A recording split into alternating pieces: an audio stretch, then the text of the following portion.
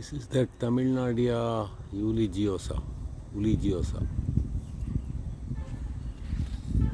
It's quite rare. Flowers are like buttercup shape and very aromatic and nice.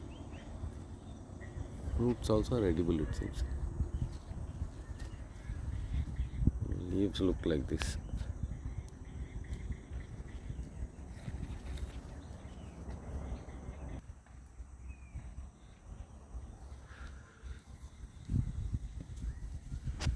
These thorns are a feature. It's a medium-sized tree with a kind of blunt type of.